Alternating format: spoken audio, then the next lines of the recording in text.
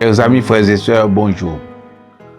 Nous sommes aujourd'hui réunis autour de la parole du lundi que nous trouvons dans le livre du docteur Luc, le 20e chapitre, du verset 19 au verset 26. Les principaux sacrificateurs et les scribes cherchèrent à mettre les mains sur lui, alors même, mais ils craignirent le peuple. Ils avaient compris que c'était pour eux que Jésus avait dit cette parabole.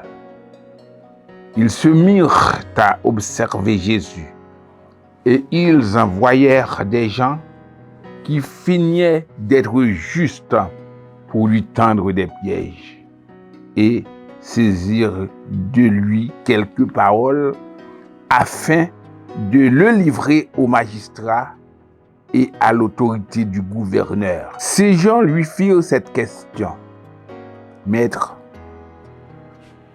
nous savons que tu parles et enseignes droitement et que tu ne regardes pas à l'apparence, mais que tu enseignes la voie de Dieu selon la vérité.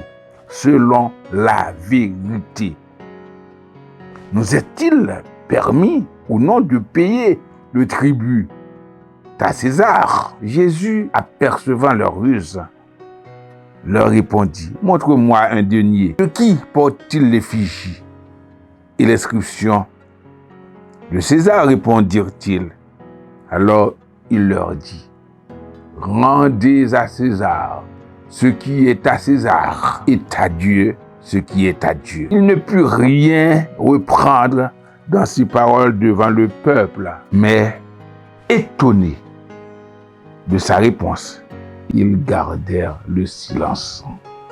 Alors, frères et sœurs, chers amis téléspectateurs, lorsqu'on vit dans la vérité, on est reconnu pour être un homme véridique, pour être une femme véridique, quelqu'un qui est intègre, qui parle selon son cœur, qui dit ce qu'il fait et qui fait ce qu'il dit.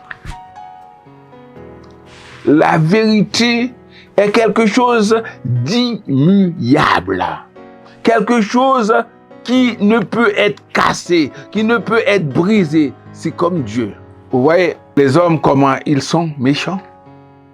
Ils cherchent à prendre Jésus dans des pièges. Ils utilisent la parole de Christ même, le tempérament de Christ, sa façon d'être pour pouvoir le piéger et le faire arrêter. Les principaux sacrificateurs, les souverains sacrificateurs, les chefs, les hommes qui auraient dû être du côté de Christ pour témoigner de la vérité, au lieu de prendre le temps, au lieu d'apprécier cet homme qui est avec eux, ils cherchent à le détruire. Il était reconnu comme véridique. Jésus était reconnu comme celui qui dit la vérité, qui enseigne dans la droiture. Souvent, nous, on enseigne, on regarde sur l'apparence, on arrange la vérité pour plaire à certains, aux grands, pour plaire parfois à l'église. Parce que cette sœur a de l'importance, elle est bien habillée ou bien elle a des moyens, on va essayer de lui plaire. On habille la vérité, on contourne la vérité. Mais Jésus était reconnu comme celui qui dit la vérité, comme un homme véridique en toutes circonstances. Il enseigne la voie de Dieu, il ne regarde pas à l'apparence. Mais vous savez que Jésus, homme de vérité, homme véridique, il n'a pas transigé sur leurs questions. Il a reconnu dans son omniscience leurs pièges, leurs ruses. Il a dit, apportez-moi un denier. Et là, ils étaient étonnés. Il faut donner à César ce qui est à César et à Dieu ce qui est à Dieu.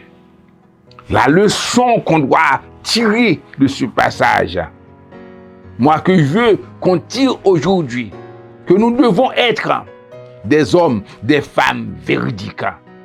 Au travail, à l'école, on doit être des hommes véridiques à l'université, partout où l'on passe, et à l'église. Parfois les pasteurs, on rentre dans des compromis, on s'associe à des êtres ou bien à des doctrines qui ne sont pas vraies, juste pour avoir de l'importance. Parfois, on dit on fait ça au nom de l'unité. Au nom de quoi? Au nom de la vérité.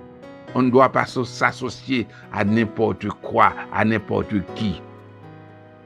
On doit dire la vérité, pas pour plaire aux hommes. On doit dire la vérité parce que c'est la vérité. Parce qu'on est véridique. On doit l'être en toutes circonstances. Que Dieu vous bénisse.